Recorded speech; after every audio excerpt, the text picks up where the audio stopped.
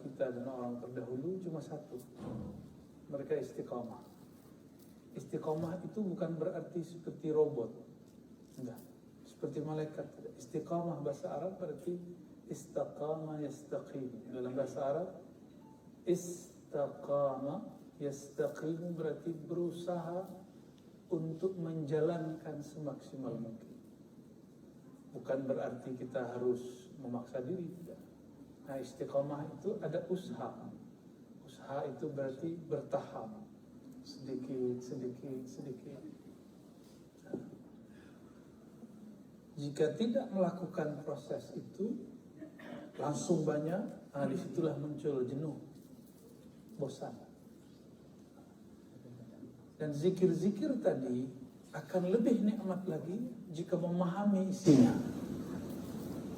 Jadi kenapa banyak orang tidak menikmati zikir? Karena dia tidak faham apa yang dizikir.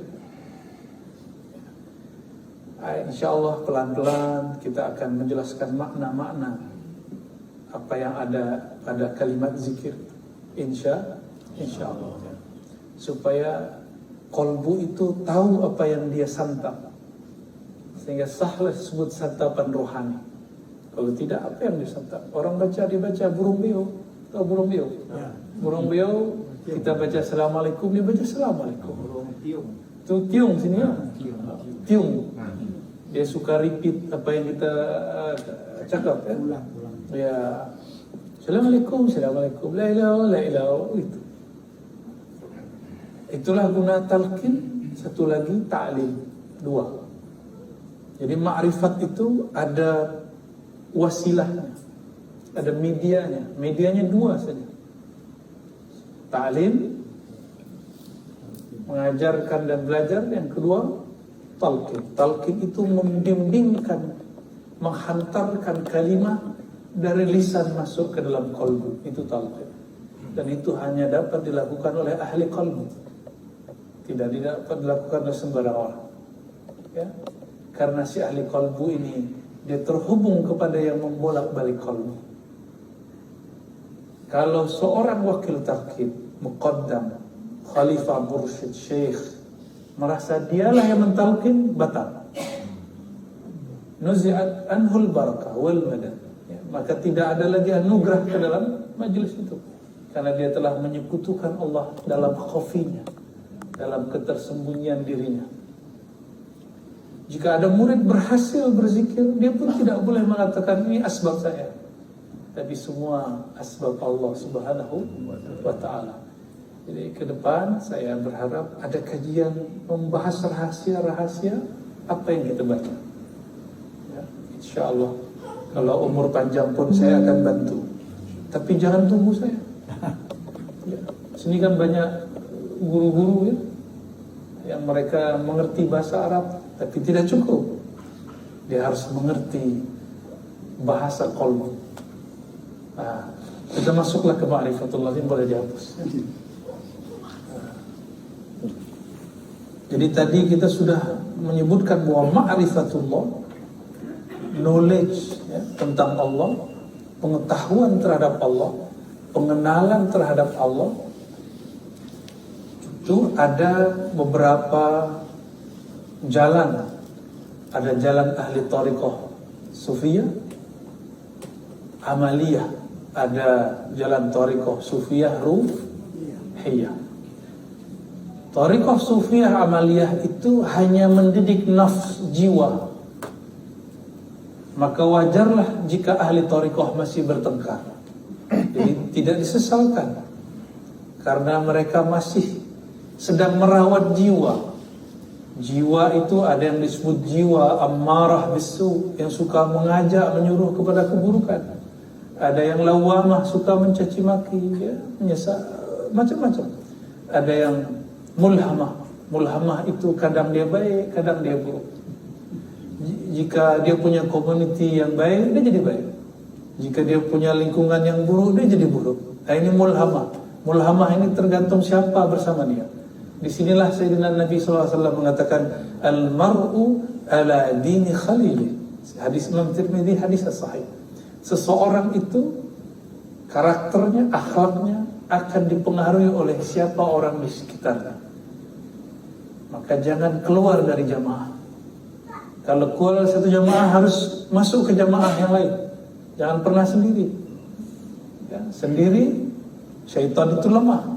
Tapi jika kita sendiri, kita yang ketakutan. Karena dia punya senjata, dia punya nuklir, namanya was-was. Ya, was-was jika kita ini diserang, itu semua orang akan syak, semua orang akan berpenyakit kalbunya. Yang kedua ada thariqah ruhiyah, thariqah sufiyah ruhiyah. Maka sufi ini memang beragam. Thariqah sufiyah ruhiyah ini, mereka tidak ada minat dengan pahala, mereka tidak minat dengan posisi, power, materi, tidak ada minat. Ya. Bukan berarti mereka jauh dari dunia, dunia di tangannya. Thariqah sufiyah ruhiyah, kalbunya hanya sibuk mengenal Allah Subhanahu wa ta'ala. Ini ruhiyah. Mereka berangkat dari ilmu ma'rifatullah. Kenal dulu baru sembah. Kalau sebagian kelompok sembah dulu baru kenal. Ini objeknya ruh, kolbu. Yang kelompok pertama objeknya nafs, jiwa. Jadi wajar saja orang thariqah masih konflik. Orang thariqah masih berebut siapa mursyid, berebut siapa wakil talqin, siapa khalifah, mursyid, syekh. Wajar, karena dia bergerak di bagian latihan nafsnya. Jadi itu saya tidak heran. Sedari saya kecil saya menyaksikan itu di surau-surau, di zawiyah-zawiyah. Ya. Seorang syekh membicarakan syekh yang lain, khalifah, mursyid, muqaddam, merendahkan, karena mereka dimain di nafsnya. Oleh karena itu belum tentulah seorang mursyid, mohon maaf, belum tentu seorang mursyid, belum tentulah seorang wakil talqin itu wali Allah. Maka untuk jadi wali tidak mesti mursyid, untuk jadi kekasih Allah tidak mesti wakil talqin. Ya, bebannya berat jadi mursyid, bebannya berat jadi wakil talqin. Sungguh nikmatlah kita tidak ada beban. Hubungan kita hanya kita dan Allah. Jadi kalau mau jadi kekasih Allah, tidak mesti berebut menjadi waris. Ya, insya Allah. Sibuklah mengenalnya, mengenal yang kita baca namanya dari tadi, la ilaha illallah, la ilaha illallah. Kenapa hari ini orang masih di majelis-majelis dirusak dengan membicarakan hal-hal yang tidak penting? Karena tidak kenal kepada Allah. Wala dzikrullahi akbar. Sungguh menyebut nama Allah, membicarakan ilmu tentang Allah itu lebih besar dari semua soalan-soalan yang ada, semua perihal-perihal yang ada, semua masalah yang ada, semua isu-isu yang ada. Jadi kalau benar kita ini bermakrifat kepada Allah, nggak ada orang bertengkar. Tapi inilah lemahnya kita, ada sisi nafsiyah. Maka thariqah nafsiyah mendidik nafs. Itu bagusnya, mendidik. Berarti kalau masih konflik, dia belum menyelesaikan thariqah nafsiyahnya. Ya. Jadi kenapa orang thariqah masih konflik, masih bertengkar? Karena dia belum menyelesaikan thariqahnya. Gitu ya. Kita mafhum, kita faham, tidak ada masalah. Ya. Kenapa antara thariqah saling merendahkan? Berarti dia belum usul kepada Allah. Karena kalau dia usul kepada Allah, dia tidak ada merendahkan Allah. Walaqad karramna Bani Adam. Semua Allah telah muliakan keturunan Bani Adam. Baik, kita masuk ke ma'rifatullah. Masih kuat? Wah, insyaallah. 12. Nah, kita adalah 12. Insyaallah. Saya pun semangat. Ya. Masya Allah. Boleh? Tadi kita sudah mulai dari pertanyaan Ustaz tadi ya, mengenai mengenal Allah. Jadi ma'rifatullah kita singkat menjadi ma'rifatullah. Ma'rifatullah ini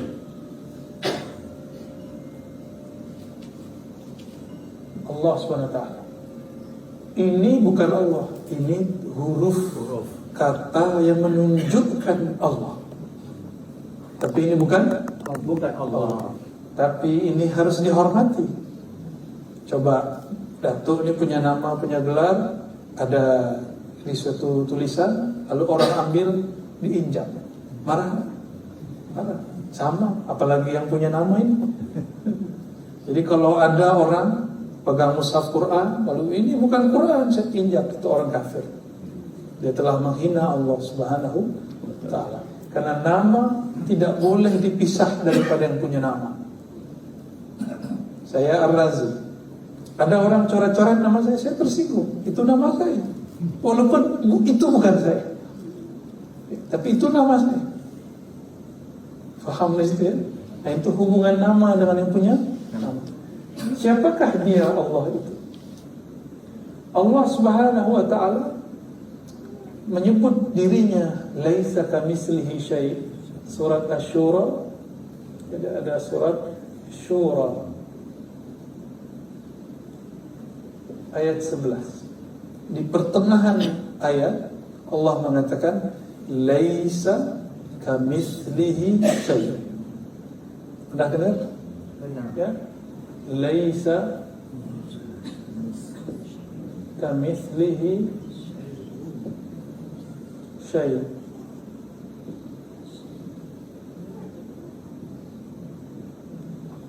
Laisa tiadalah, ka seperti, misli serupanya, seperti serupanya, seperti semisalnya.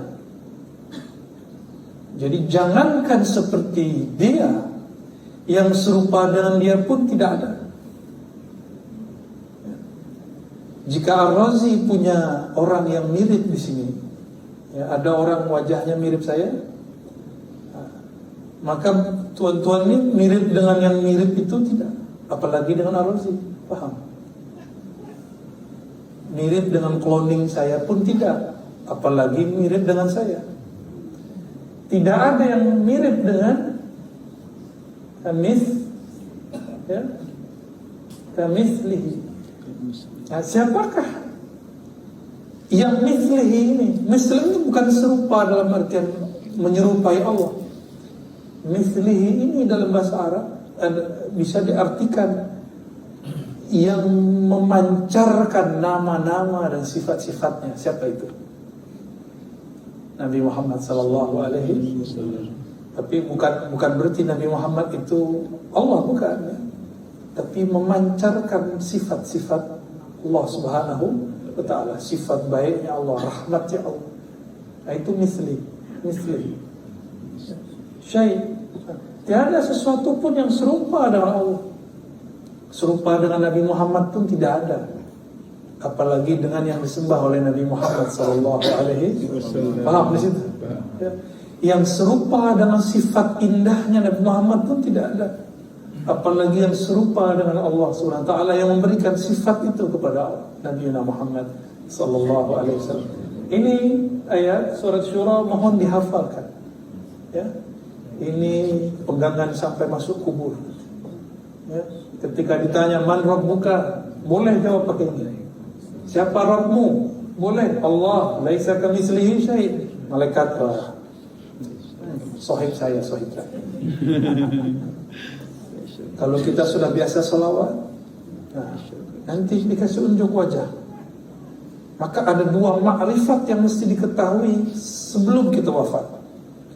Pertama ma'rifatullah, yang kedua ma'rifat Habibillah, itu Nabi Muhammad sallallahu alaihi wasallam. Dua itu selamat. Nanti jadi kawannya malaikat munkar dan nakir. Ya. Bahkan kadang-kadang malaikat itu bisa lebih hormat kepada yang dia tanya. Wah, yang ditanya wali, hormat. Dia angkat tangan. Jadi jika wali yang ditanya, malaikat munkar nakir, dia akan memuliakan orang itu. Tapi jika yang ditanya tidak mengenal dua ini, ya, ma'rifat tadi. Jadi ini baru satu ma'rifat ya.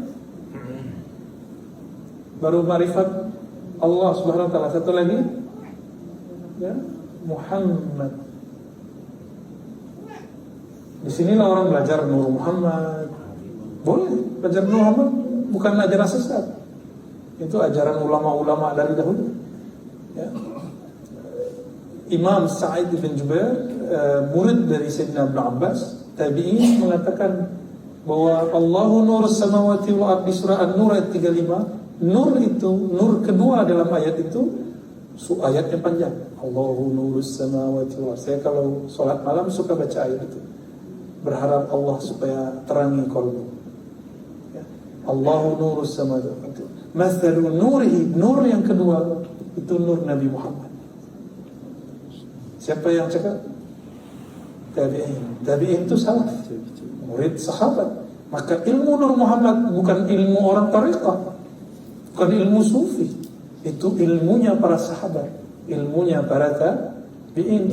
Maka ilmu tariqat sufi diambil dari mereka. Tariqat sufi bukanlah ajaran baru, bukanlah ajaran sesat. Dia diambil dari ajaran sahabat-sahabat Rasulullah sallallahu alaihi wasallam. Yang ini kita simpan dulu ya. Kita yang ini sudah dihafal, laisa kamitslihi. Coba dihafal. Laisa kamitslihi. Hapus ya.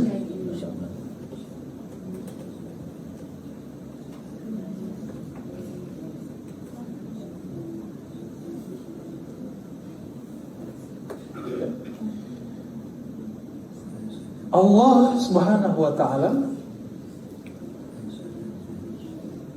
Dia memiliki zat yang tidak dapat kita bayangkan. Oke? Nah, maka kita kalau ingin belajar, saya buatkan mapnya, GPS to Allah. Nah, pertama namanya zat.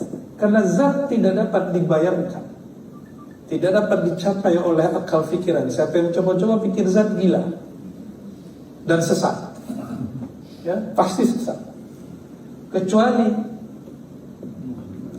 di dalam qalbu Muhammad ada ma'rifat zatullah. Maka hanya wali-wali yang mewarisi qalbu Nabi Muhammad dari masa ke masa, wali-wali kutub, wali-wali ghaus, mereka lah yang di qalbunya tersimpan ma'rifatuz zat. Di luar mereka tidak ada. Dan itu Allah simpan sampai hari ini. Indah sekali suaranya. Seakan sudah pagi ya. Ma'rifat zat, zat ini turunannya yang mesti kita belajar adalah sifat. Tolong dihafal ya. Sifat di situ bukanlah sifat yang kita bayangkan. Seperti sifat dia pemarah, bukan. Sifat dia pelit, tahu pelit? Iya, kedekut. Bakhil. Berdekut apa? Kedekut. Wah, kosakata baru. Vocabulary baru. Bukan. Sifat ini ada turunannya nanti. Ya. Dari sifat itulah muncul nama. Nama bahasa Arabnya asma. Ya, nama. Sifat itu akan muncul pada yang kedua, af'al. Apa arti af'al? Perbuatan.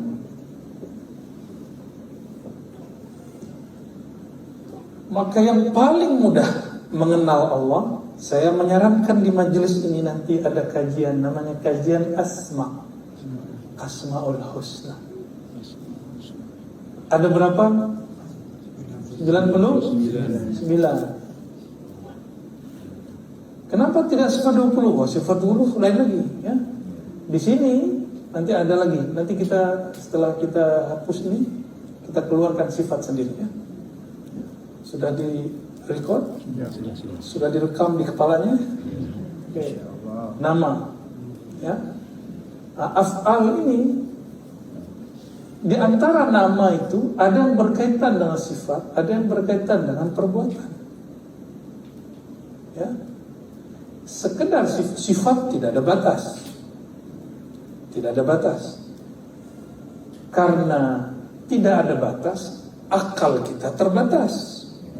ulama kita kasihlah GPS bernama sifat 2 itu ya. Maka di majelis ini mestinya untuk ma'rifatullah ada 2 ilmu sebelum ma'rifat Nabi Muhammad. Pertama kajian sifat 20, satu kajian Asmaul. Siap ya? Nanti dibuat ya. Silakan nanti. Ya. Tapi harus punya ilmunya. Jangan main coba-coba. Ya. Kalau sifat 20 sudah banyak yang ngajar sini. Jadi ini ilmu tersendiri lagi. Ya. Ilmu tersendiri lagi. Tak boleh cuma lewat YouTube. Harus talati kepada gurunya. Ya. Atau minimal diijazahkan gurunya. Oke, boleh dihapus.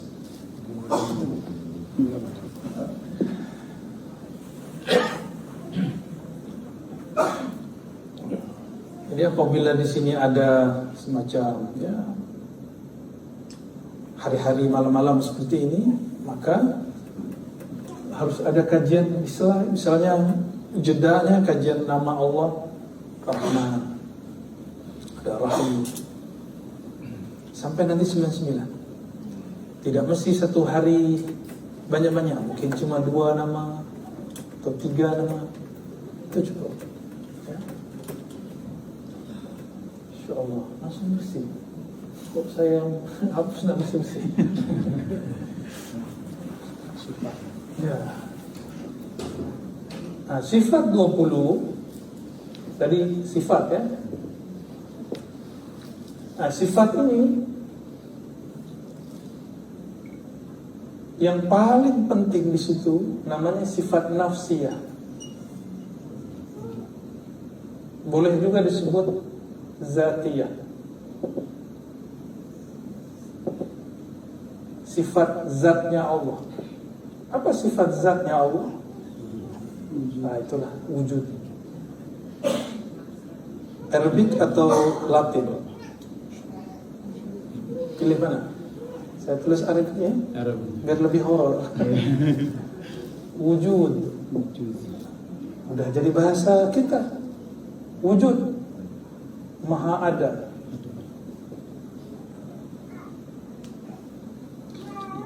Saya dulu pernah beri teka-teki kepada jemaah. Mungkin sudah pernah tonton ya videonya. Lebih dulu ayam atau telur? Ingat? Sudah. Ya, dulu mana? Tak ayam, tak telur. Lolos ya, ingat. Karena kita lihat ada ayam keluar dari telur.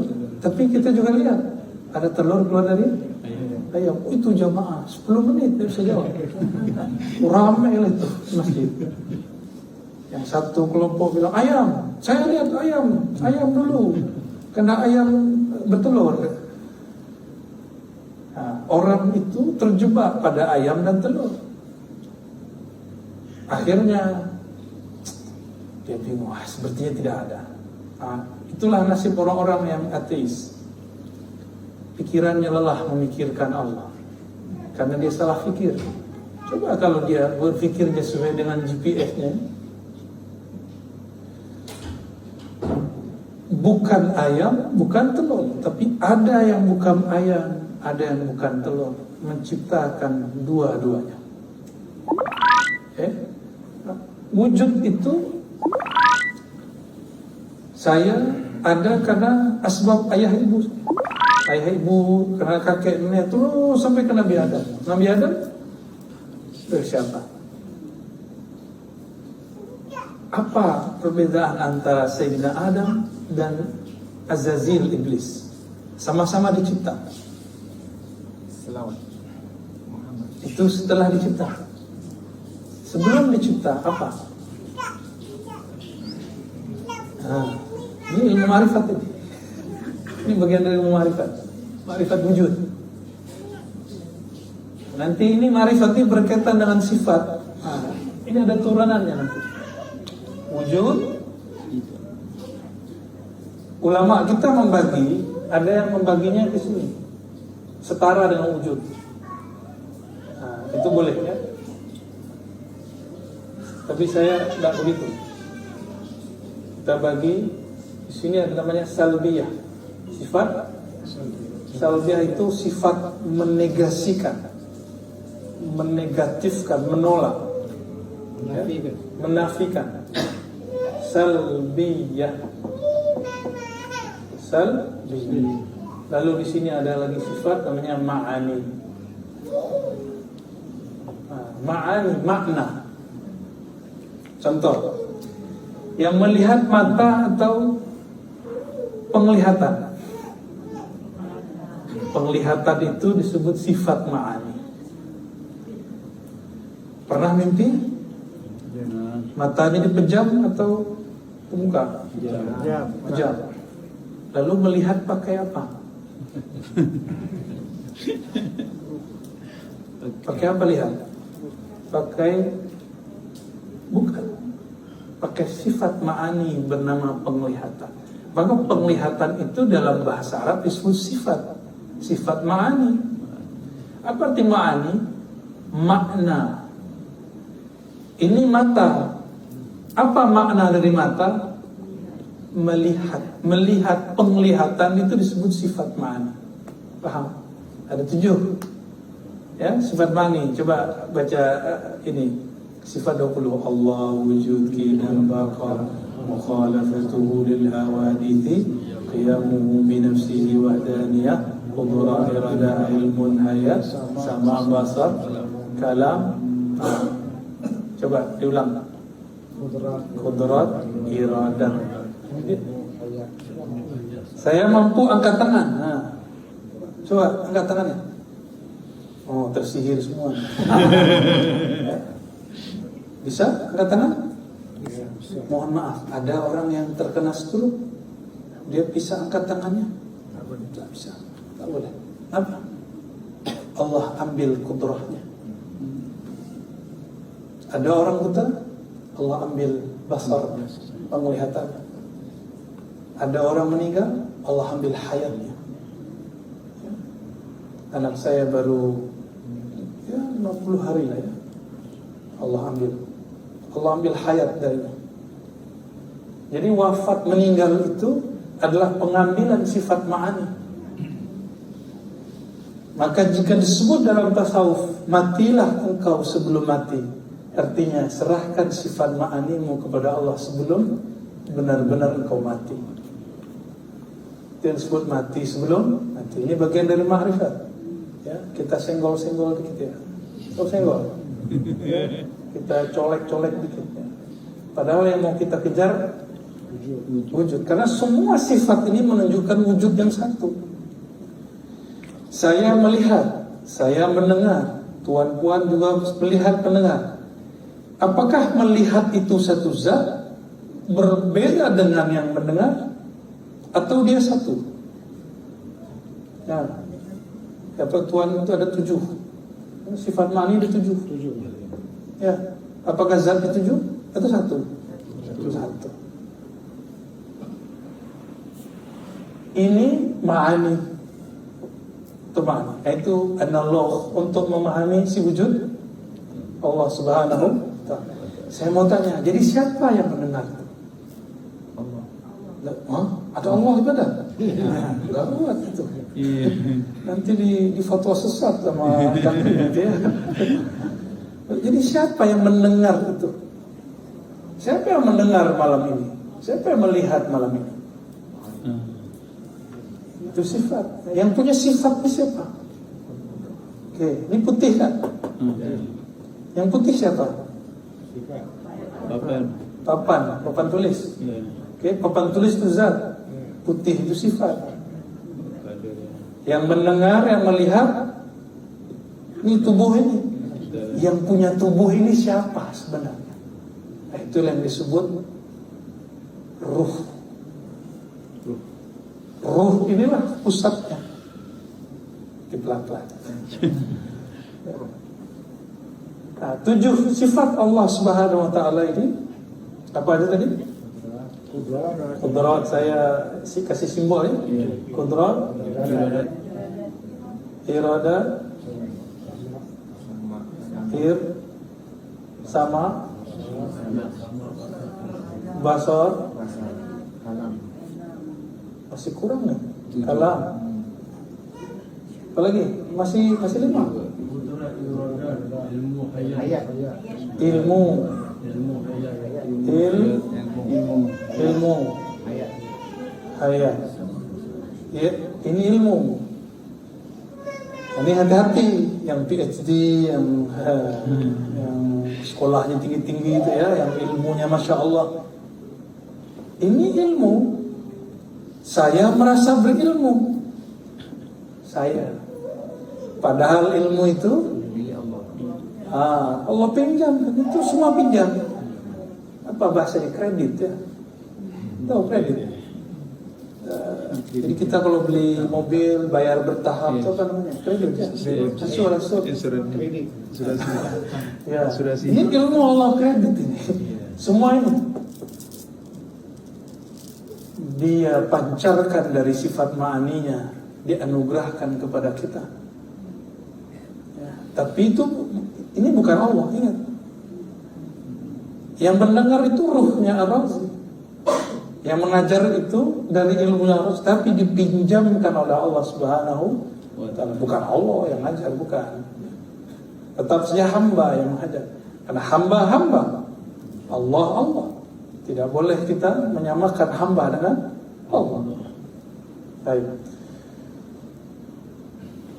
Nah, sifat wujud ini, jadi siapakah yang kudrat, siapakah yang iradah?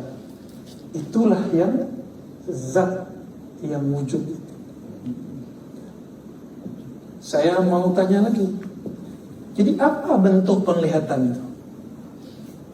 Ada nggak bentuknya? Tidak ada. Tak ada atau tak tahu? Bentuk. Penglihatan mana? Kita nggak tahu. Bukan tidak ada. Apalagi yang punya sifat mendengar, melihat. Apabila saya yang berkalam ini tidak tahu ruh yang sebenarnya seperti apa dia, bagaimana dia, apatah lagi yang meniupkan ruh ke dalam tubuh ini, Allah Subhanahu wa ta'ala. Maka semakin seseorang mengenal dirinya, sifat-sifat dirinya, semakin dia merasa jahil kepada Allah Subhanahu wa ta'ala. Semakin dia merasa, ya Allah, kami tidaklah tahu. Inilah thariqah Naqsyabandiyah. Puncak Naqsyabandiyah merasa jahil.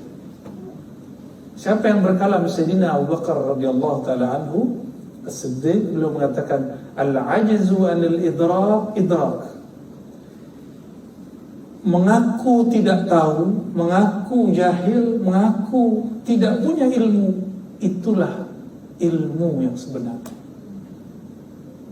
Yang hanya boleh merasa berilmu hanyalah zat yang maha berilmu, Allah Subhanahu wa ta'ala. Jadi kalau Ar-Razi masih merasa dapat bisa mengajar thariqat, mampu mengajar tasawuf, itu belum itu ya. Saya terhijab dengan ilmu. Maka ini semua dihijab, tirai ya? Boleh dihapus lagi. Kita ulang lagi bahas wujudnya ya. Jadi biasanya ulama-ulama kita membahas wujud itu bagus, tapi bikin pelik ya. Mungkin banyak orang kemudian sakit kepala. Sebenarnya cara asalnya seperti itu, tapi masa sudah berubah. Orang tidak mau seperti itu ya. Maka saya kemudian balik caranya. Dimulai dari sifat. Jadi kita buka wujud, tapi kita jelaskan ma'ani, baru sambung dia. Lalu kita analogkan dengan diri. Mulai paham setelah 20. Ini semalam sudah paham setelah 20. Tidak perlu 20 hari ya. Insya Allah ya. Maka zat ya, zatullah,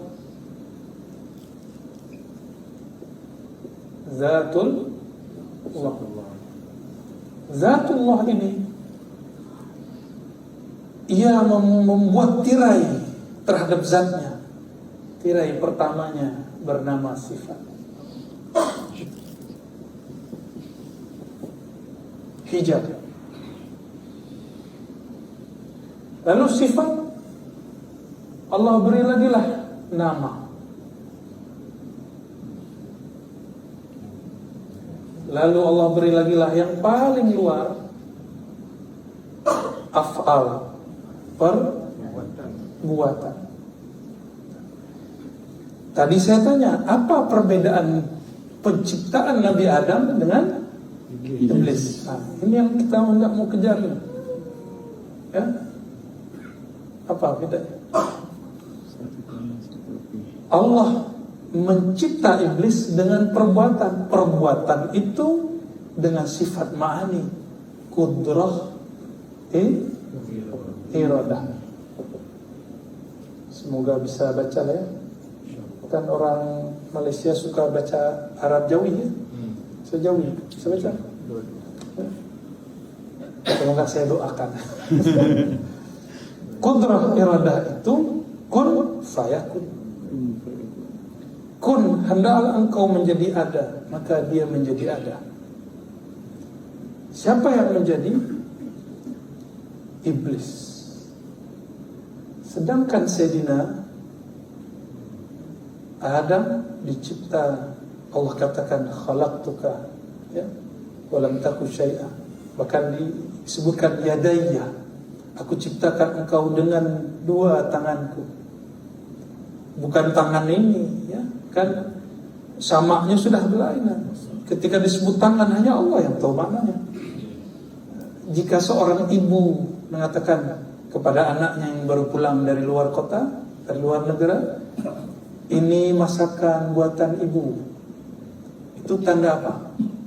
Sayang. Allah mengatakan, hei Adam, aku ciptakan engkau dengan tanganku. Begitu Allah mengatakan, aku sangat sayang kepadamu, hai Adam. Maka yad di situ mengandung makna. Kita tidak perlu mentakwil kata yad.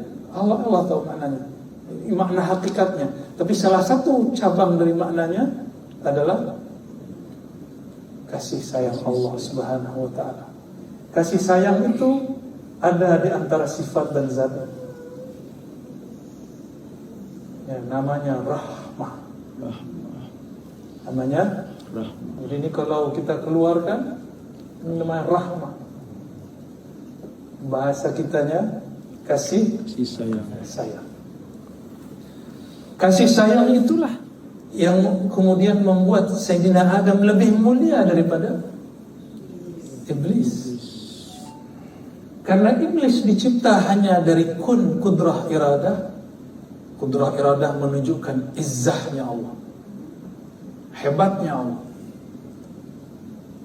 Maka iblis pun bersumpah ketika dia hendak melawan, bi'izzatika ya Rabb, dengan izzahmu. Jadi iblis percaya kepada Allah, tapi tidak percaya kepada Adam.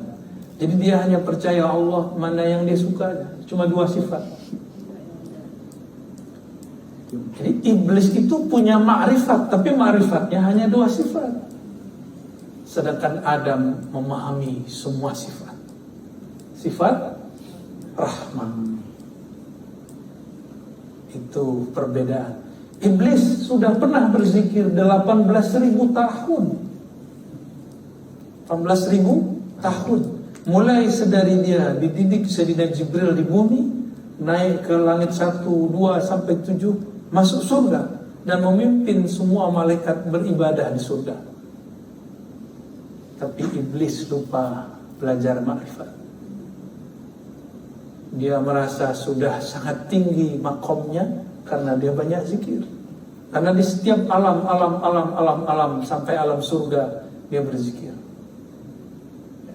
Maka iblis itu punya singgasana, punya mahligai, punya kebun-kebun, punya aset yang luar biasa luas di surga. Buah dari berzikir waktu di bumi dan di langit. Satu subhanallah, satu pohon di surga. Apalagi baca la ilaha illallah, ya, apalagi baca sholawat, Allahumma sholli. Oh ya, di semua itu pintu masuk surga itu sholawat. Ya. Ini perbedaannya antara iblis dan rahmah itu diturunkan dalam sholawat. Bahasa Arab sholat dan sholawat itu sama. Salatu ala nabi, as-salatu ala nabi. sholat atas Nabi. Apakah kita sholat menyembah Nabi? Bukan. Maka arti sholat adalah rahmah. Yang disebut simahum fi wujuhim min athari sujud. Orang-orang yang bersama Nabi Muhammad SAW itu terlihat pancaran di wajahnya, pancaran bekas sujud. Itu adalah pancaran rahmat, kasih sayang. Maka ciri-ciri umat Nabi Muhammad SAW, dia di wajahnya ada kasih sayang kepada siapa saja, mau dia seorang muslim ataupun tidak muslim. Karena Rasulullah itu rahmat bagi semua alam, bukan hanya muslim saja. Itu sebabnya seorang perempuan baghiyah, pelacur, dirahmati Allah, diampuni Allah hanya karena dia menyimpan di dalam dirinya satu rahmah kepada anjing yang najis. Anjing najis berapa? Jilat-jilat anjing di mazhab Syafi'i berapa kali kita basuh? Najisnya bukan main. Tapi itu kan najis zahirnya. Mungkin hati kita ini lebih najis daripada anjing. Orang-orang yang menyekutukan Allah dengan ilmunya yang dalam dirinya, dengan hebatnya, pintarnya, orang itu lebih najis daripada anjing. Karena anjing tidak pernah lupa kepada Allah kecuali dia mati. Jadi semua hewan itu kalau dia lupa kepada Allah, mati. Kalau kita sudah berapa saat kita lupa kepada Allah, tapi Allah kasih kesempatan hayat. Nah inilah, maka kemudian mesti ada istiqamah, ya. Oke. Nah, perbuatan inilah Allah berikan pancarannya kepada manusia menjadi tubuh jiwa. Tubuh dan jiwa. Ya. Jadi Allah memancarkannya. Itulah kun. Bukan berarti jiwa ini kemudian dia Allah, bukan. Ya. Nama itu Allah simpan di rumah-rumahnya. Saya kalau menyimpan duit, ya, mata uang saya ringgit, ya. Ringgit di mana kita simpan? Di jalan, di mobil atau di rumah? Ya. Saya punya benda berharga, saya simpan di mana? Surat-surat, lembaran-lembaran berharga di mana? Rumah. Di rumah. Nama Allah satu nama itu satu lembar berharga, satu surat berharga. Di mana Allah simpan? Di rumah-rumahnya. Maka keluarlah ungkapan dari ulama, ini bukan hadis. Qalbul mu'min baitullah. Qalbunya orang beriman itu adalah tempat menyimpan lembaran-lembaran nama Allah. Inilah rahasia tawajuh yang diajarkan, ya, Maulana Syekh Abah Ahmad Tajul Alfi, atau yang diajar oleh mursyid-mursyid Naqsyabandiyah, mursyid-mursyid Syaziliyah, mursyid Idrisiyah, semua sama. Semua sama. Mereka sedang ada nama masjidnya, Masjid Qadiriyah Naqsyabandiyah. Qalbu Naqsyabandiyah. Ada yang Idrisiyah. Itu cuma nama. Tapi di dalamnya hampir-hampir sama. Nama-nama Allah Subhanahu wa ta'ala. Maka nama Allah itu Allah simpan di mana? Qalb. Jadi siapakah yang membantu kita saat kita zikir tadi? Allah. Inilah yang kita baca, Allahumma inni ala dzikrika. Ya Allah, bantu aku mengingat akan Engkau. Maka ciri-ciri tanda-tanda orang dapat bantuan Allah, dapat pertolongan dari Allah apa?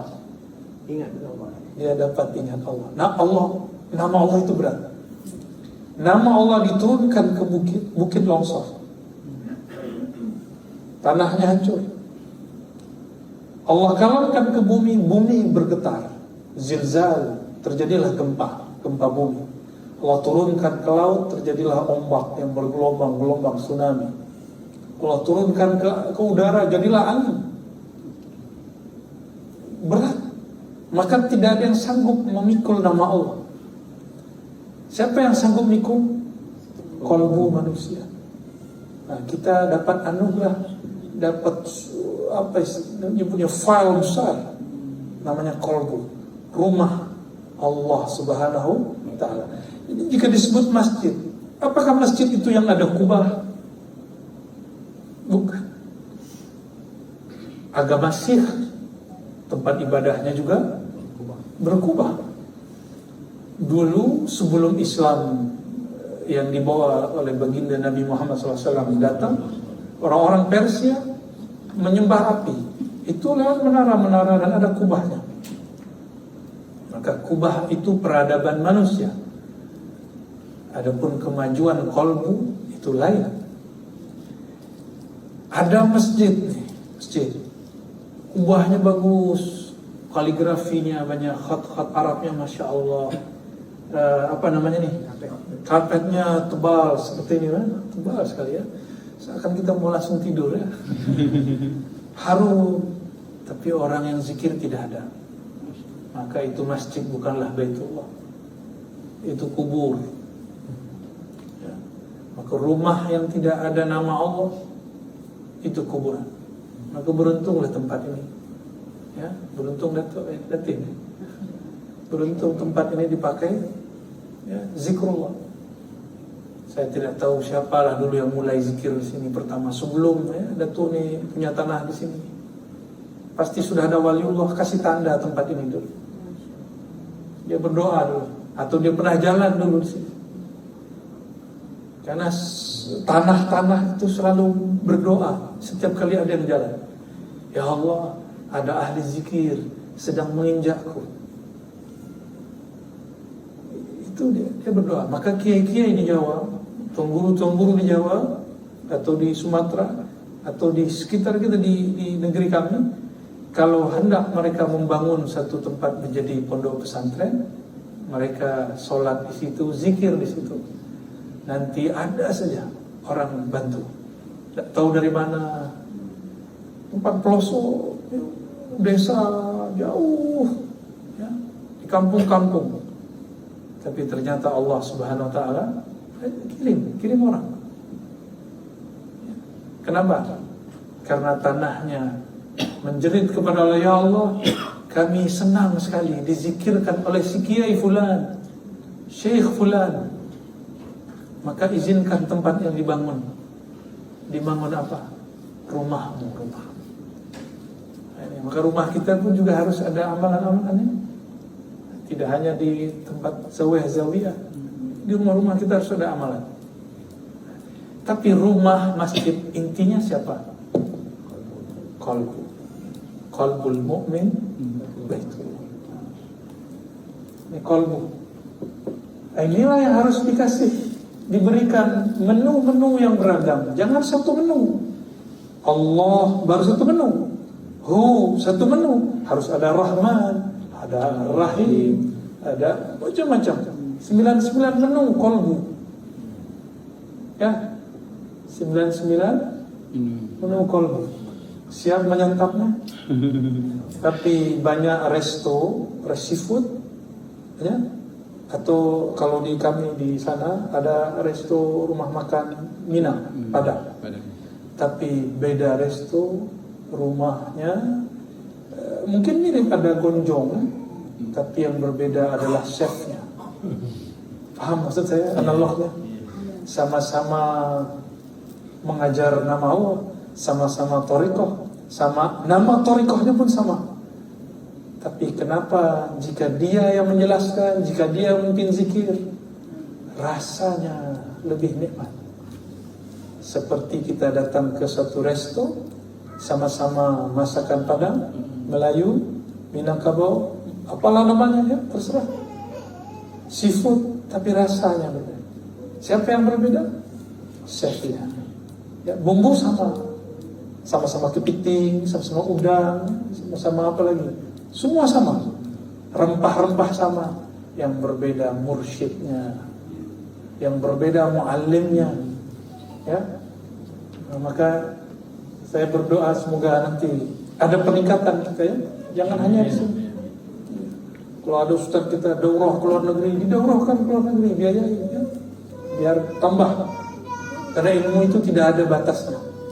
Ada kajian di mana kirim orang dari kita supaya nanti ketika pulang dia mengajar. Ya, mengikuti surat At-Taubah. Nah, sifat ini turun kemana nih?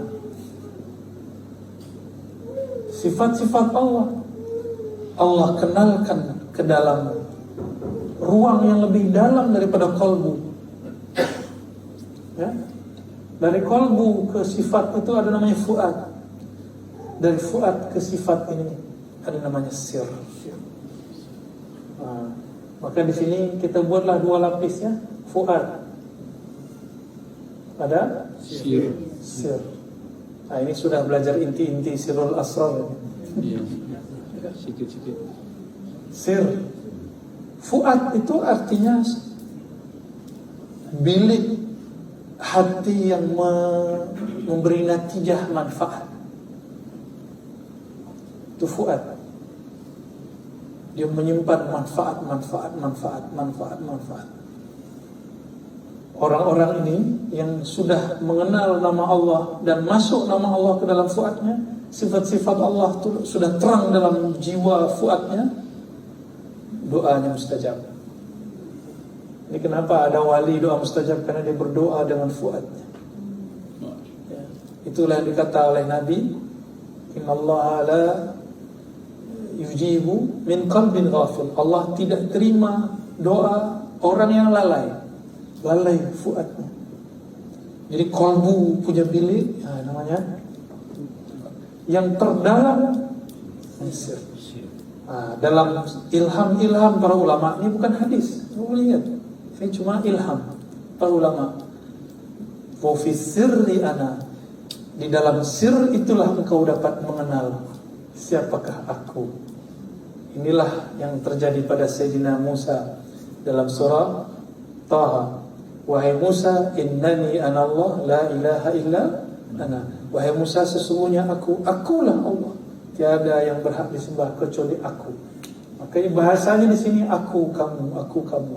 Allah berbicara aku, lalu bicara kamu. Tapi kamu ini sudah hilang sifat-sifat kejiwaannya. Amarah, apalagi tadi lawama, itu sudah habis. Mulhamah, bahkan mutmainnah itu sudah habis, dia masuk ke dalam qalbu. Mutmainnah pun sudah ditinggal, masuk ke fuad. Maka di fuad ini sudah kamil. Maka ada lagi di atasnya, kamil mukamil. Ada lagi di atasnya, hanya Allah tahulah. Yang tahu namanya hanya Allah. Ya, istilah-istilah bisa banyak. Yang punya rahasia. Ya, sir. Dalam sir ini ada ma'rifat mengenai nama Allah. Lalu zat Allah SWT, Allah hanya mengenalkan zatnya kepada ruh. Jadi zat Allah ini hanya Allah kenalkan di siapa? Ruh.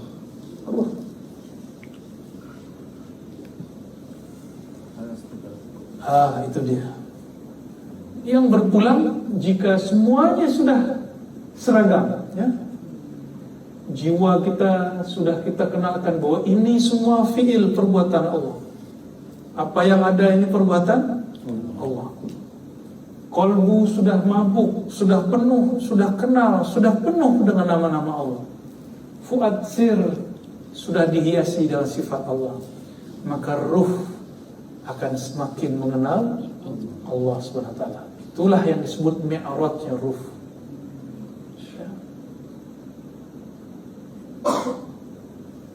Makanya di sini sama di sini.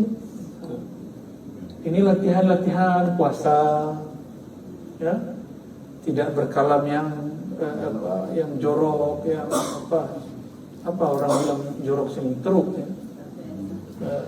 Yang qabih, mazmum, ya, yang tercela. Itu latihannya jiwa. Jadi di sini apa thariqahnya jiwa? Melawan. Apa yang dia mau kita lawan. Dia mau tidur, kita lawan bangun. Dia mau makan, kita lawan puasa. Dia mau mencaci, kita lawan memuji. Dia mau menggunjingkan riba, kita lawan dengan menutup aib. Bisa, ini thariqah jiwa. Itu yang ada di tanbih tadi itu, yang di wasiat-wasiat abah-abah terdahulu itu. Ya. Itu yang mereka wasiatkan. Kenapa mereka tidak banyak wasiat masalah ini? Karena ini pun belum selesai, belum oke. Ya. Lalu kenapa saya berani meneruskannya? Karena kalau kita tunggu selesai, kapan selesainya? Ya. Ya, kita buka sajalah dulu ya. Nah, kolbu, disitulah ada zikir kolbu Allah. Dulu kalau kita latihan zikir ada 5.000. Itu latihan aja. Bukan berarti kita harus zikir 5.000. Nah, Allah tidak butuh angka. Tapi diri ini butuh kedisiplinan. Dia butuh usaha. Harus dilatih. Orang yang hari ini push up itu push up ya. Push up setiap hari 10 kali 100 hari. Oke namanya. Seperti apa namanya? Apa di Malaysia ada orang yang badannya Malik Nur. Seperti Malik Nur. Apabila tubuh ini dilatih setiap hari, dia akan menjadi kuat dan bugar. Apabila jiwa dilatih, kolbu terus ditawajuhkan, dia akan menjadi bercahaya, dia akan menjadi indah. Ya. Sampai di sini, ini mengulang-ulang nama, ulang. Jadi ini namanya riyadhah. Tapi untuk fuad dan sir ini mesti ma'rifah. Jadi thariqahnya nama diulang-ulang, disebut riyadhah. Thariqahnya sifat, dikenal, dibahas, ditaklimkan. Makanya kita orang-orang yang sudah belajar 99 nama ini, ada perbedaan antara orang-orang yang cuma berhenti di kolbu. Misalnya kamu baca Rahman Rahim 100 kali nanti begini, baca ya Latif ya Latif nanti kamu bisa menundukkan hati orang. Ini baru di thariqah qalbiyah. Tapi kalau dia sudah masuk kepada, kan nama itu bersumber dari sifat, ya toh? Ar-Razi itu nama. Ar-Razi di university namanya lecturer, dosen, kita nyebut dosen. Di pondok disebut guru. Di rumah disebut ayah, disebut suami. Di kampung saya disebut siapa. Itu nama. Nama itu banyak. Itu baru Ar-Razi banyak nama. Apalagi Allah yang menciptakan Ar-Razi. Paham maksudnya? Orang yang hanya membahas nama, berarti dia baru kenal sedikit. Tapi kalau sudah tahu kebiasaan saya, karakter saya, suara saya, apa aktiviti saya setiap hari, berarti saya sudah mulai tahu dengan sifat. Nah, orang-orang inilah yang disebut muqarrabin. Yang ini disebut zakiri. Ini belumlah. Ini kadang disebut ghafilin. Masih lalai kepada Allah ya. Apa namanya nih orang ini? Ghafilin. Ini ini muqarrabin. Muqarrabin ini ada yang muqarrabin dekat sekali. Semakin dia mengenal sifat Allah, semakin dia didekatkan kepada Allah. Ya. Kalau ini hanya Nabi Muhammad ini. Yang mengenal zat Allah hanya Nabi Muhammad. Kita tak bisa. Mungkin Imam Mahdi nanti. Ya, semoga Allah izinkan kita bertemu beliau ya. Amin. Entah dari mana lah nanti. Ya, yang pasti dari zuriat Rasulullah. Itu sebabnya kenapa kita wajib ta'zim kepada para habaib. Meskipun itu habaib tidak sempurna. Habaib manusia biasa yang tidak biasa darahnya, nasabnya. Ya, darah putih pada darah hijau.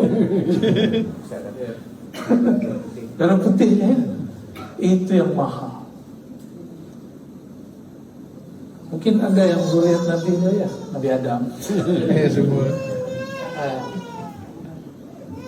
Syukur-syukur jika kita menjadi orang yang muqarrabin.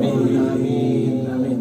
Inilah dilatih-latihkan. Kenapa para sufi mengatakan ilahi anta maksudi? Ya Allah, hanya engkau maksud tujuanku. Maksud tuju dalam bahasa Melayu lama itu artinya mahbub, yang dicintai. Tapi dalam Melayu hari ini orang lebih paham tuju yang dituju. Nah, orang lupa. Maksud dulu maknanya adalah mahbub. Ya. Karena di kampung saya dulu orang-orang lama-lama itu kalau mengatakan cinta kepada seorang mengatakan saya tuju kamu. Ya, mana tadi yang Negeri Sembilan tadi? Ini juga. Ya, baru balik. Ada. Hah? Banan. Oh, ada ya. Banan. Ambo tuju kau. Tuju itu artinya suka. Bahasa Melayu. Saya masih melihat di kitab-kitab ada Thariqah Naqsyabandiyah, Qadiriyah Naqsyabandiyah yang ditulis oleh salah satu syekh di Palembang. Dia pulang dari Mekah, murid Syekh Ahmad Khatib Sambas. Dia pulang, dia tulis bahasa Melayu Palembang. Dan dia maknai la maksuda, la mahbuba, itu tiada yang dituju, itu artinya tiada yang dicinta. Bersama kan kita serumput, pasti maknanya sama. Ya? Jadi ilahi anta maksudi, artinya ya Allah, hanya engkaulah yang benar-benar kami cintai. Mungkinkah cinta kalau tidak kenal? Tidak. Tidak mungkin. Tidak mungkin ya. Kenapa kita cinta? Karena kita kenal apakah cantiknya, apakah gagahnya, apakah baiknya, apakah suaranya, apakah hidungnya. Hidung bisa bawa ke Korea. Tapi kawan saya di Paris malah ingin ini dikurangi, hidungnya berlebih. Kalau kita ingin dilebihkan, kalau dia mau dimundurkan, dikurangi. Baik, barangkali ini penjelasan ringkas inti-inti daripada ma'rifatullah. Ini diurai lebih panjang lagi, karena ini sudah jadi satu kitab. Ya, sudah ada kitab Imam Ghazali, tapi kitab Ghazali bahasanya lumayan berat. Ada yang lebih ringan, buku Imam Zarruq, ya, Al-Maqsad Al-Asnaf. Imam Ghazali, saya punya kajian itu online dengan community Jerman, teman-teman kita di sana. Tapi ini kita lagi off beberapa bulan ini. Dulu ada juga Husnul Khatimah Institute, itu yang saya bina orang-orang tua. Kita tadinya mau buat pesantren untuk orang-orang tua, tapi qadarullah belum sampai. Ya.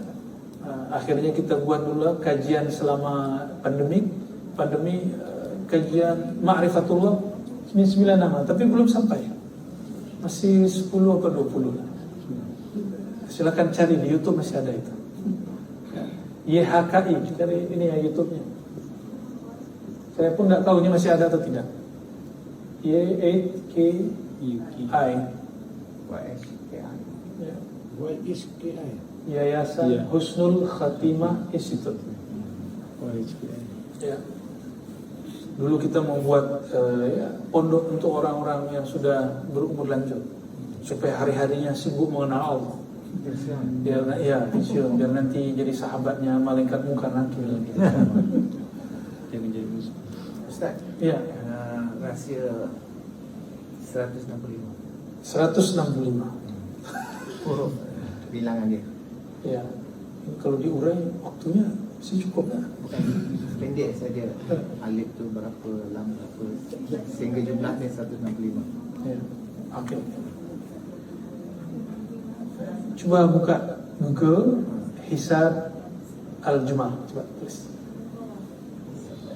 Hisab Al-Jum'ah. Nanti cari ada gambar, picture. Nanti situ ada bagan, alif berapa. Ya boleh dihapus. Yang tu saya dah tengok daripada Ustaz Buya Rusfi. Oke. Cepat tak boleh. Dah. Terus ni. Dia minyak cowok. Belum. Sudah saya nak mau.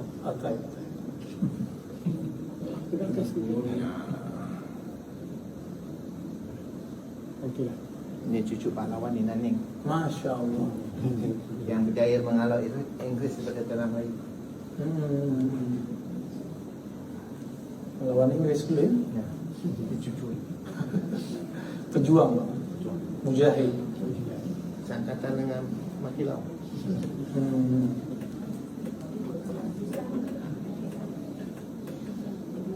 Sudah buka. Nanti kita urai angkanya. Nanti ada rahasia di situ. Mau lupa?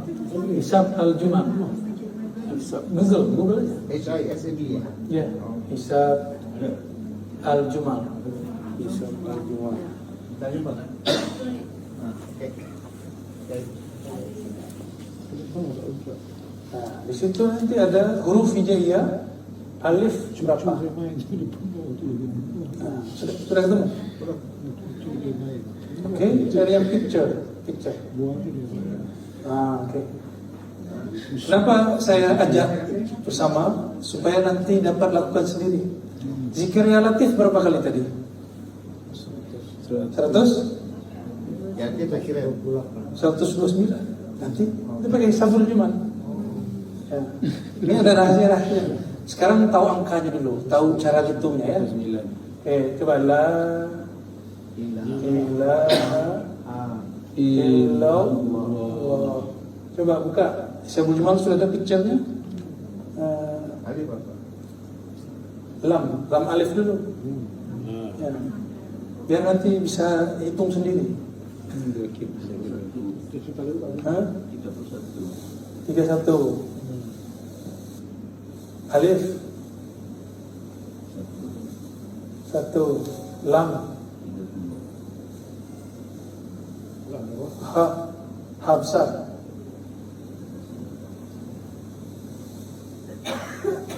Berapa ha? 5. Oke. 1. Lam 31. 1. Lam 30. 30. Lam 30. Ha 5. 65. Ya. Ini satu mazhab. Ada yang menambahkan lam itu 3. 67. Ya, kan dia ada begini. Ya. Ya. Ya. Nah, kita pakai yang satu dulu ya. Coba dihitung. Biasanya nggak jauh-jauh dari angka 165 atau 163 atau 164. Coba dihitung. Ya. Tambah plus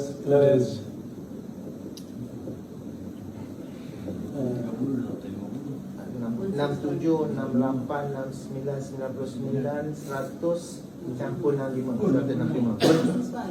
165. Jadi kalau orang mengerti ilmu coding, kita menyebutnya sandi, isyarat, tulis 165 maknanya la ilaha illallah. Gitu. Tulis 129 maknanya latif. Tulis 450 maknanya ya hasbunallah wa ni'mal wakil. Enggak pakai ini. Tambah lagi. Nah, apa artinya? Bahwa angka-angka ini bukanlah dia kosong dari makna, tapi dia mempunyai makna. Ada wali-wali yang dia berzikir dengan angka-angka ini. Nah, inilah yang diambil oleh Maulana Syekh Ahmad Khatib Samblas. Ustaz, ada dikatakan kajian untuk mengatakan ada 165 orang besar kita di dalam tubuh. Oh, setelah dihitung lebih. Yang besar-besar yang dititik oleh syaitan. Beberapa wali menemukan seperti itu. 165 itu. Nah, coba lihat. La ilaha illallah. Sampai di sini berapa? 67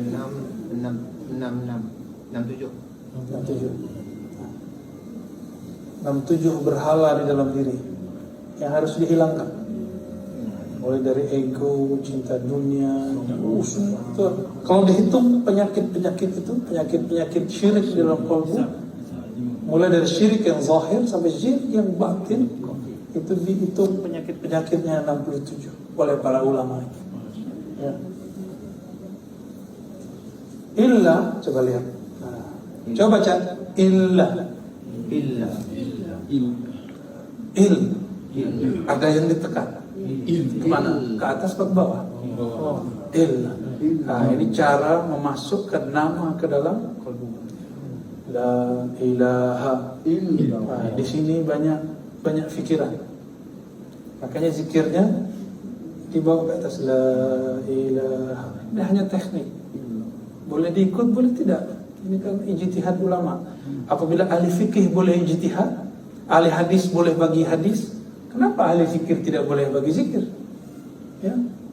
Maka jika ada ahli hadis menentang pembagian ini, kita tentang juga pembagian hadis. Tapi saya juga mengkaji hadis, saya tidak akan tentang karena saya paham ini ilmu yang funnya berbeda-beda. Maka kita tidak perlu benturkan. Jadi jika ada ahli fatwa, ahli agama kemudian mengatakan dari mana nih angka ini, buat-buat aja mengada-ngada, dia tidak tahu, jangan dibilang mengada-ngada. Ya. Dalam ilmu hadis ada, ya di ilmu hadis tidak ada kaitannya dengan ini. Ilmu hadis sendiri, ini ilmu zikir sendiri. Ya. Kira-kira seperti itu ya. Dia dikatakan zikir badan bisa. Ya, bisa. Zikir badan. Bisa juga ini zikir la ilaha itu badan dan fikiran. Badan dan fikiran. Otak ini yang tidak bisa khusyuk. Kenapa orang-orang sholatnya tidak bisa khusyuk? Karena dia sholat pakai fikiran. Tapi kalau dia pakai kolbu, di kolbu hanya Allah. Illa itu cara menghunjam, memasukkan, menyuapkan nama ke dalam kalbu. Illa khusyuk. Jadi bukan main di kepala, mainnya di dalam kalbu. Maka saya sudah enggak main kepala.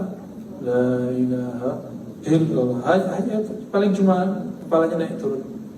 Sudah jarak begini-begini udah. Tapi boleh kan? Kepala naik boleh. Ngorok kan? Ya? Nanti ngorok. Ya. Jadi la ilaha illallah. Menurunkan semua ego. Illallah. Masih banyak rahasianya ya. Karena sudah larut malam tidak mungkin saya buka. Maka ke depan jika baca illallah bukan mengikuti suara yang pimpin zikir, tapi kita memimpin di dalam diri sendiri. La ilaha illallah. Jadi ini seakan-akan dia membuka kunci kalbu yang sedang tertutup, dibuka. Jika banyak semak belukar, dia bersihkan. Illallah. Nah, kenapa awalnya pelan-pelan? Illallah. Karena kalbu ini dia tidak bisa dikeras. Kalbu ini tidak boleh dipaksa. Dia harus pelan, lama-lama. Setelah nama masuk, baru boleh dibujang. Illallah, baru boleh. Suci dan disucikan. Itu bahasa lainnya. Kenapa? Maksud itu hadirnya hati lah. Ya, hadirnya hati. Pertama hadir dulu. Saya sadar saya baca. Dengar. Ya, itu dulu. Yang kedua, saya sadar makna yang saya baca. Yang ketiga, saya merasakan apa yang saya baca. Dan yang keempat, tiada ibarat dan kata, Nikmat. hanya ada nikmat. Ya, nikmat. Zikir paling nikmat la ilaha illallah. Ada. Saya sudah zikir macam-macam. Paling nikmat. Tapi orang kalau nikmat terus, dia tidak tahu kalau dia sedang dapat nikmat. Maka sesekali zikirnya harus diganti. Itulah muncul khatam. Khatam ini supaya orang tahu kalau zikir A tetap balik-baliknya ke la ilaha illallah. Begitu ya. Gimana? Khalas. Besok kerja ya.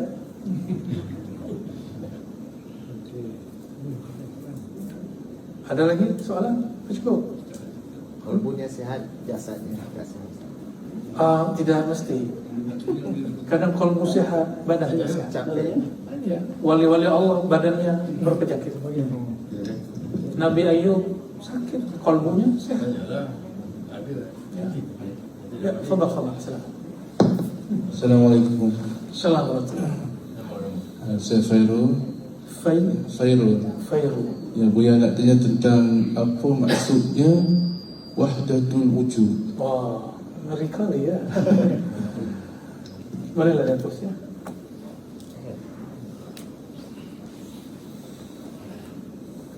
Mau dijawab tak? Mau. Wahdatul wujud.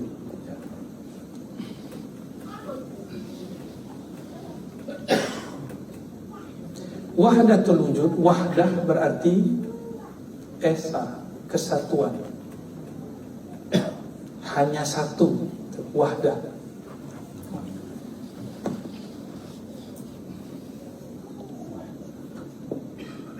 Wahdah, seperti wahdah, keesaan, ketunggalan, kesatuan, satu. Wahdah ini ada ulama kita mengalami pengalaman rohani yang berbeda. Muncullah seorang imam namanya Ibnu Arabi.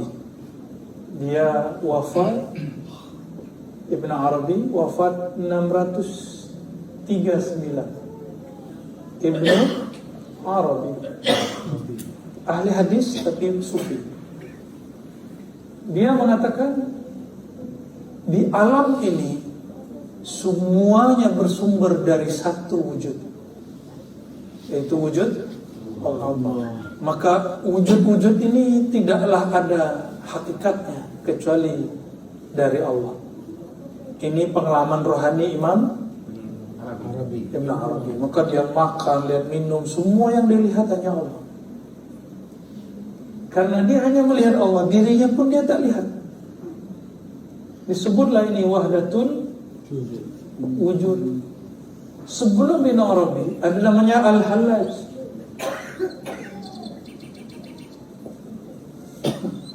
Jam berapa itu? 9. Kalau di Indonesia jam berapa itu? 10 ya, masih kuat lah. Dulu Al-Hallaj ini wafat tahun 309 di Pancung. Karena saat dia mengatakan yang aku lihat hanya Allah, lalu dia melihat dirinya Allah, maka dia berkata anallah Hallaj. Dia lagi mabuk. Orang mabuk cinta. Nah, kalau dia disebut wahdatul hub, cintanya satu, maka dia tidak melihat dirinya, dia hanya melihat Allah. Orang-orang ini ahli azwaq, ahli rasa. Ini tidak boleh dihukum dalam hukum akidah. Maka salah mufti kalau menghukum mereka. Ini bukan bagian ahli fatwa. Ya, karena Ibn Arabi ini ulama besar. Dia hafal ribuan hadis. Dia hafal Sahih Bukhari. Ada sini mufti hafal Sahih Bukhari. Ya, sembarang fatwa mengatakan wahdatul wujud. Ya, tak boleh. Ya, kalau kita tak faham, cukup katakan saya tidak tahu. Cukup. Oh, saya belum sampai kepada pahamnya Ibn Arabi. Selesai. Saya pun juga, saya bukan Ibn Arabi, saya hanya menjelaskannya. Datanglah ulama belakangan, Thariqah Naqsyabandiyah, namanya Imam Rabbani Ahmad Al-Faruqi, yang dibaca di Wassul ila ruhi al-Imam Rabbani, itu dia. Namanya Ahmad Al-Faruqi. Disebut Faruqi karena dia zuriyat Umar Al-Faruq, Sayyidina Umar Al-Faruq. Dia dari India. Jadi zuriyat Sayyidina Umar hijrah ke India, namanya Ahmad Al-Faruqi. Ahli hadis. Dia punya 5 thariqah. Salah satunya Naqsyabandiyah dan juga Qadiriyah, ada Khistiyah, ada Sughawardiyah dan thariqah yang lain. Ahmad Sirhindi Ahmad Al-Faruqi mengatakan wahdatul wujud itu belum tinggi, masih ada yang lebih tinggi. Ibn Arabi ini keliru. Ya, ada lagi yang lebih tinggi, namanya saat Ibn Arabi tidak melihat kecuali Allah. Melihat itu bahasa Arabnya syuhud. Syuhud, saksi, menyaksikan. Maka disebut wahdatus syuhud. Hanya menyaksikan Allah. Sedangkan wujud saya tetap saya, makhluk. Wujud Allah tetap Rabb pencipta. Tapi dalam memandang, yang terpandang dari makhluk, makhluk itu langsung dicipta oleh Allah.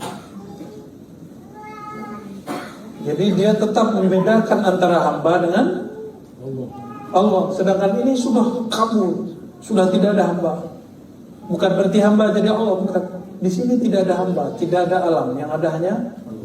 Sedangkan Imam Sirhindi, Imam Al-Faruqi, zikir la ilaha illallah, aku tidak memandang kecuali hanya kuasa Allah, nama Allah, kebaikan Allah. Seperti itu. Saat minum obat sembuh, tiada yang menyembuhkan kecuali Allah. Ini Imam Al-Faruqi. Ini lebih diterima oleh ulama Ahlus Sunnah dibandingkan Ibn Arabi Wahdatul Wujud. Tapi masih ada yang pakai. Ya, di Thariqah Naqsyabandi sendiri ada yang pakai ini. Jalur Thariqah Muzhariyah, di Naqsyabandiyah Muzhariyah pakai ini. Tapi Naqsyabandiyah Khalidiyah Mujaddidiyah ya tidak pakai. Dia hanya menganggap Wahdatul Wujud ini pengalaman rendah. Ada yang lebih tinggi Wahdatul. Bagi saya tidak ada yang tinggi, tidak yang rendah. Semuanya anugerah dari Allah Subhanahu wa taala. Ada imam ini mengalami ini, bagi dia itu tinggi, tapi bagi yang lain tidak tinggi. Ini hanya didapat kalau rajin riyadhah dan bermakrifat kepada Allah. Nanti akan dapat rasa itu, insyaallah. Ya, itu wahdatul wujud dan wahdatus syuhud.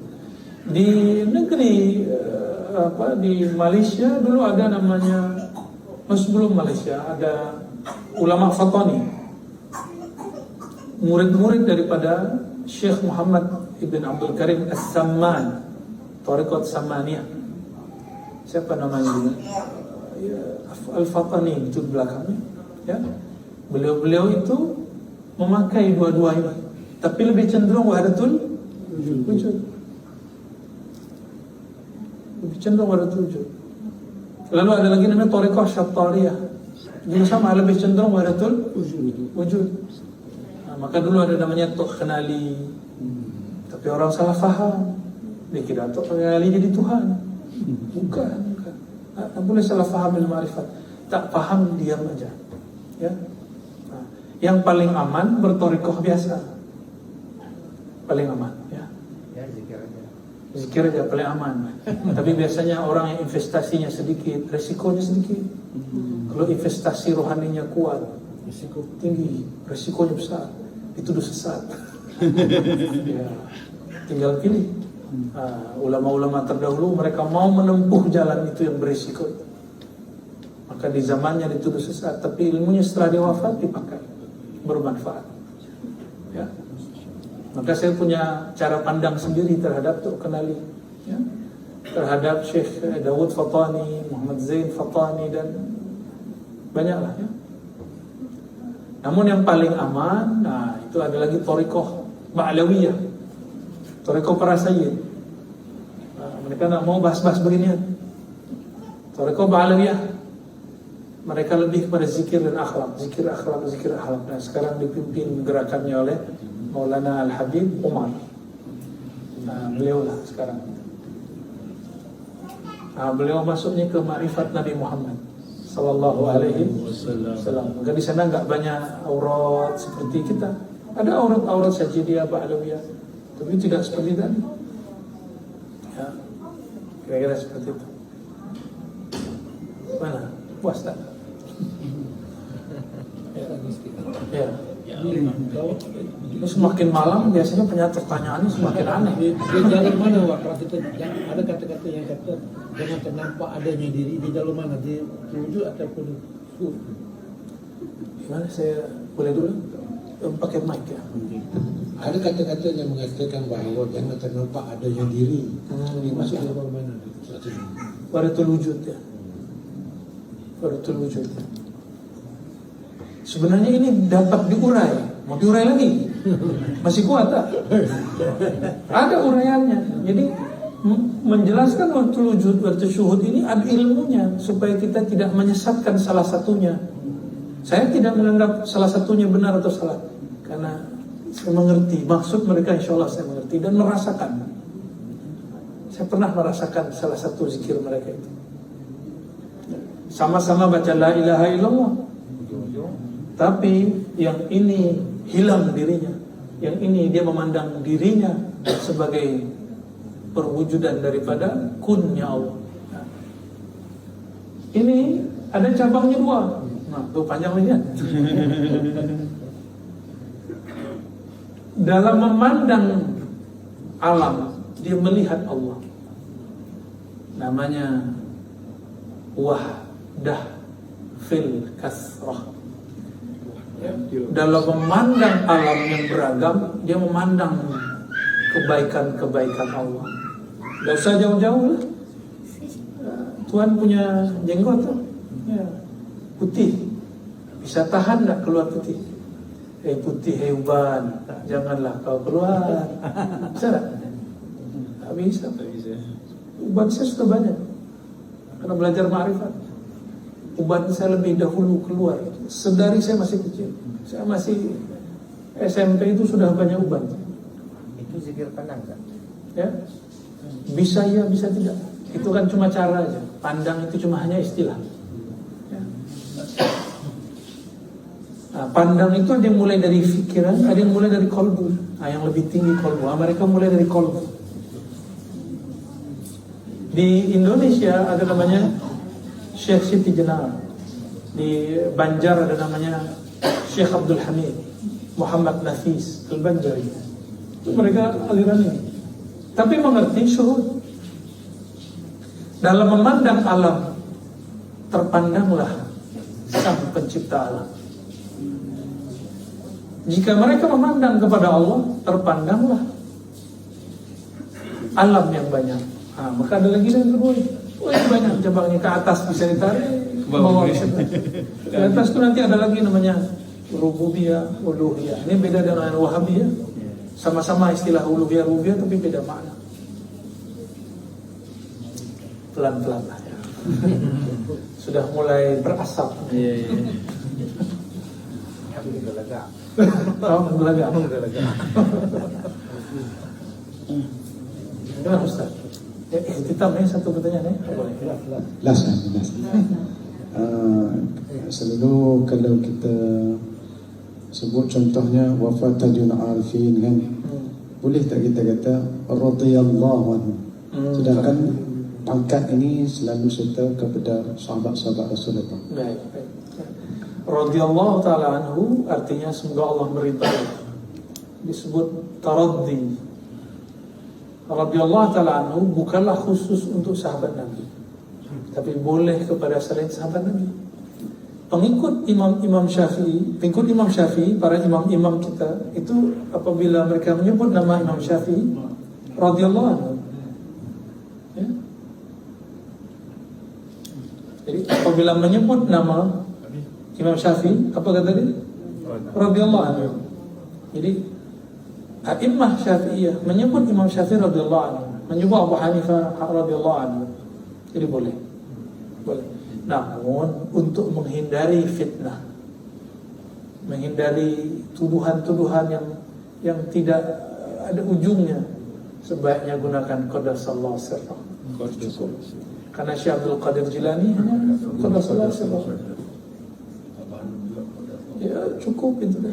Karena qadasallahu sirra itu sebutan doa untuk wali-wali thariqah, wali-wali sufi. Ya. Kalau radhiyallahu anhu para sahabat, tabi'in dan imam-imam mazhab itu boleh. namun boleh itu selainnya. Ya. Saya boleh mengatakan kepada Ustaz radhiyallahu anhu, bukan berarti beliau ini sahabat Rasulullah. Ya. Itu ya. Kebiasaan adat ulama radhiyallahu anhu untuk sahabat, untuk tabi'in sebagian atau para imam. Nah, kita hindarilah itu. Nanti di luar sana keluar lagi fatwa, orang Tariqah Qadiriyah Naqsyabandiyah menganggap Abah Anom sebagai sahabat Rasulullah. Panjang lagi ceritanya. Nah, kita menghindarilah yang itu ya. Menghindari. Selevel. Ya, saya tidak mau orang-orang Tariqah banyak masalah dan konflik. Nah, itu juga sebabnya kenapa saya tidak talqin, karena tidak boleh ambil murid orang lain. Ya, tak boleh ambil. Ya, cukup amalkan yang sudah ada. Ya. Nah, ilmu ma'rifatnya yang saya bagi, karena ini yang mahal. Mahal tak dapat dibeli, karena saya yang dikasih juga. Sebelum lupa, Ya. nak ijazahkan Al-Fatihah satu nafas. Nah ini ada kumpulan zikir saya, ini saya ijazahkan semua nanti. Ya. Itu al-ma'thurat, silakan diamalkan. Nah, di situ ada teknik berzikir jahar dan khafi juga, cuma dengan cara yang sedikit berbeda. Tapi karena di sini sudah ada amalan, saya hanya mengijazahkan. Siapa yang amalkan boleh tanpa merubah apa yang sudah jadi tradisi di sini. Nah, saya mendapatkan Fatihah satu nafas dari beberapa masyayikh, Syekh Abdul Rahman Nazari, Mursyid Saziliyah, kemudian ada juga Mursyid Idrisiyah. Saya diperintahkan oleh beliau baca Al-Fatihah satu nafas. Boleh coba? Ya. Cara tekniknya, ambil nafas, tapi jangan penuh, cukup 70%. Ya 2/3 lah. Nah, baru mulai. Auzubillah. Bismillahirrahmanirrahim. Coba ulangi. Ya. Ulangi, buang nafas. Tarik nafas. Bismillah tanpa auzubillah. Bismillahirrahmanirrahim. Alhamdulillahirabbil alamin arrahmanir rahim maliki yaumiddin iyyaka na'budu wa iyyaka nasta'in ihdinas siratal mustaqim siratal ladzina an'amta 'alaihim ghairil maghdubi 'alaihim waladdallin. Amin. Kuat. Sekali lagi. Ya, tarik nafas. Jangan penuh. Bismillahirrahmanirrahim. Alhamdulillahirabbil alamin arrahmanir rahim maliki yaumiddin iyyaka na'budu wa iyyaka nasta'in ihdinas siratal mustaqim siratal ladzina an'amta 'alaihim ghairil maghdubi 'alaihim waladdallin. Amin. Sekali lagi, 3 kali baru kuat.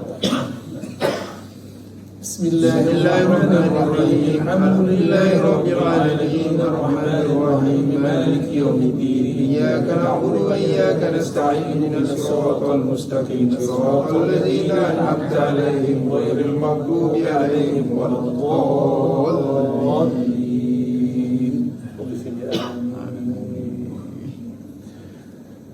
Alhamdulillahirabbil alamin. Ini silsilahnya, sanadnya guru saya mengambil dari para masyayikh. Ada Syekh Yasin, ada Syekh Hasan Masyad, ada masyayikh Amin Al-Qutbi, ada di atasnya bersambung kepada Syekh Mukhtar Al-Tari, ada Umar Hamdan dan lain-lainnya.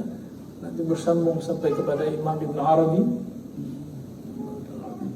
bersambung kepada Sayyidina Nabi SAW, dari Sayyidina Jibril, dari Allah Subhanahu wa ta'ala. Ini jalur ahli hadis. Namun secara sir saya mendapatkan penjelasan lain. Pada Al-Fatihah itu langsung turun di Arash tanpa Jibril. Al-Fatihah langsung Allah turunkan dari Arash. Maka Arash itu adalah mahar tertinggi di alam semesta. Lebih mahal dari apa saja. Lebih mahal dari apa yang kita punya. Itulah salawatnya Allah. Ya, jadi Fatihah itu termasuk salawat karena isinya rahmat. Salawat itulah yang membuat salat kita sah. Walaupun salat ini tidak khusyuk, karena baca Fatihah Allah anggap sah. Jadi salawat arti kasih sayang, inilah salawatnya Allah untuk manusia. Ketika Sayyidina Nabi SAW diangkat ke Arash, sebelum naik ke Arash, Sayyidina Jibril mengatakan, wahai Muhammad, sekarang giliran engkau, aku tak boleh naik, engkau yang boleh naik.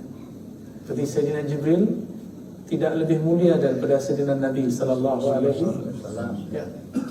Maka Jibril tidak tahu Allah bagikan itu kepada Nabi Muhammad SAW.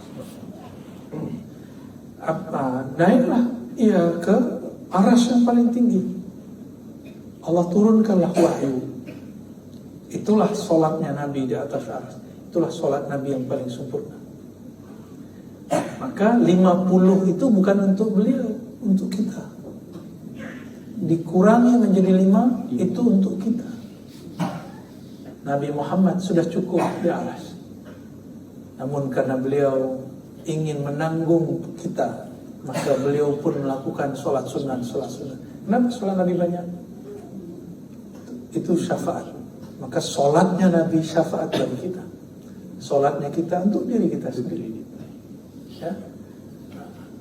Atas dasar itulah wajib membaca Al-Fatihah di dalam sholat. Nah, ini rahasianya. Walaupun bacaan imam, bacaan makmum, ya itu mazhab fikih. Kalau dalam mazhab ma'rifatullah, tidak. Bacaan imam untuk dia sendiri, bacaan kita untuk kita sendiri. Karena Al-Quran, Fatihah itu isinya munajat. Apa arti munajat? Doa berbisik-bisik kepada Allah. Bisikan ini tidak dapat digantikan oleh imam. Kita harus berbisik-bisik sendiri kepada Allah. Maka dalam mazhab ahlul haqiqah wajib baca Al-Fatihah. Selesai waladhdallin, amin, kita baca. Ya, saya lihat orang-orang Malaysia sangat rapi baca Fatihah untuk mazhab Syafi'inya.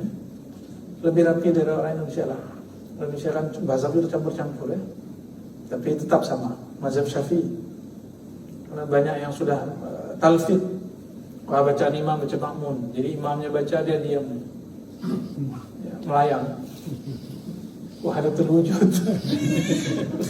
Ya, wahdatul wujud-wujudan. Barangkali itu ya, saya ijazahkan baca Fatihah ini. Saran saya nanti kalau beramal sendiri, tawassul Fatihahnya 1 nafas. Itu energinya, energi rohaninya lebih dahsyat. Ya. Allah akan kuatkan nafas. Kita ini punya paru-paru, benar paru-paru namanya? Ya, paru-paru ini kurang maksimal. Coba nafas, nggak penuh, coba full. Nah, selama ini kita hanya nafas 25%, 1/4. Lalu mana yang lainnya? 2/3-nya kemana? Jadi penyakit. Nah, ini olahraga nafas, maka dia akan menjadi zikir nafas. Gitu ya.